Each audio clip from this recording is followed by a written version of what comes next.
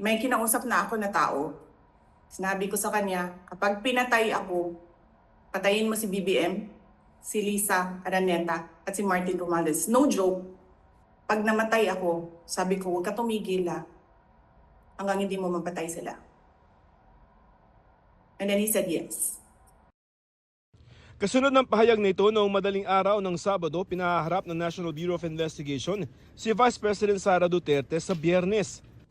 Base sa sabpina ng NBI, pinagpapaliwanag si Vice President Sara Duterte para sa posibleng reklamo ng grave threats at paglabag sa anti-terror law, batas na pinirmahan ng kanyang mismong amang si dating Pangulong Rodrigo Duterte noong taong 2020 lamang. Kung may schedule ng pagdinig sa Kamara ang bise, pwede raw siyang magpadala ng kinatawan para i-reset ang kanyang pagharap sa NBI. Kailangan niyo pa siya? Sana po, mas maganda kung mismong yung Vice President ang pupunta. This will be a fair investigation, impartial. Mabigat ang kaso ng paglabag sa Anti-Terrorism Act dahil ang mga masasaklaw ng ilang partikular na probisyon ng batas pwedeng hulihin ng law enforcement agent o military personnel nang walang warrant of arrest at idetene ng hanggang 14 na araw bago iharap sa korte. Pwede pa itong i-extend ng hanggang 10 araw kung kinakailangan. Kung hindi raw sisipot si Duterte sa pagdinig ayon sa NBI, itutuloy pa rin ang paghahain ng reklamo sa Department of Justice. We will proceed at kung ano man yung ebidensya na nasa kamay namin, di yun lang. Tumanggi muna magsalita ang bise dahil hindi pa niya natatanggap ang sabpina. Pero kaugnay sa mga binitawan niyang pahayag noong Sabado, taken out of context daw ang kanyang sinabi. There is absolutely no flesh on the bone. And despite the absence of a reliable investigation, authorities were quick to consider this a national security concern. Mangyayari lang naman daw ito kapag pinatay siya. Tossing the word assassin. Pakicheck. May sinabi ba akong assassin doon? Wala. So nilalagay nila doon sa narrative nila, assassin. And nilalagay nila sa narrative nila, murder plot.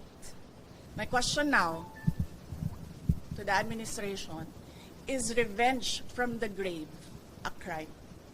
They have to kill me first. So now they can't kill me anymore. Unless they want to die. Tanong ni VP para sa Presidential Security Command bakit walang aksyon sana yung mga banta sa kanyang buhay. Meron daw siyang listahan ng mga banta bagamat di niya ito idinitalye. Hindi ko na ini-expect yan, ma'am, sa PSC. And hindi ko rin tatanggapin, ma'am, at this point kung magdadagdag sila ng mga tao dito. Kasi hindi na natin alam kung non-partisan ba yung idadagdag nila. Not necessarily coming from PSC, ma'am. No, I don't trust anyone right now. Sabi ng bise, gagawa na ng legal na hakbang ang kanyang Chief of Staff na si Atty. Zuleika Lopez matapos ma-extend ng 5 araw ang contempt order laban sa kanya. Nasa Veterans Memorial Medical Center pa rin si Lopez, gayon din ang Special Disbursing Officer ng OVP na si Gina Acosta na tumaas ang presyon sa pagdinig kagabi. Nanginginig po, ma'am. Bakit po kayo nanginginig? Kasi po, wala po talaga akong alam kung sino po yun, si Kukoy Villamin, si Grace Piatos po. Kasi po, si Sir La Chica po ang nasa ground po. Siya po ang nagpipipirma.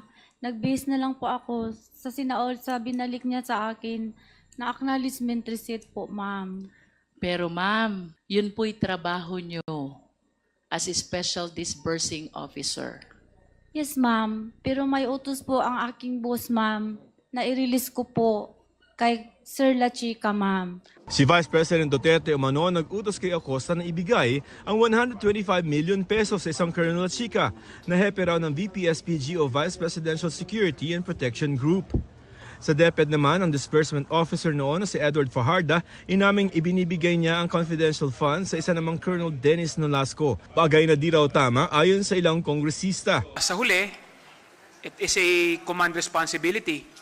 At talagang nakikita naman natin na lahat sila ay sumusunod lamang sa utos ng ating Vice Presidente. So sa huli, kung may makitang mga paglabag sa batas, kung may makitang kailangang may managot,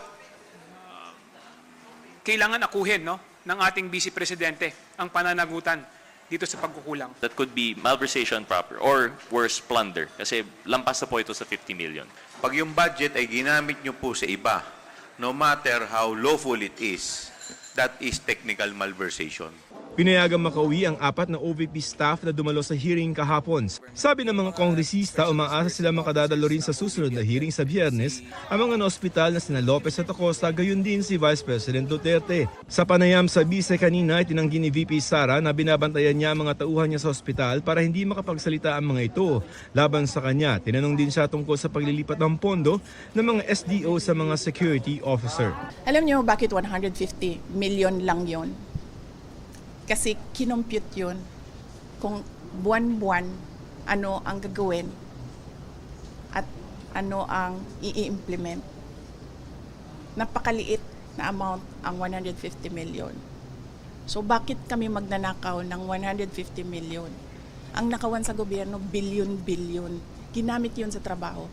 Para sa GMA Integrated News, Joseph Morong ang inyong saksi.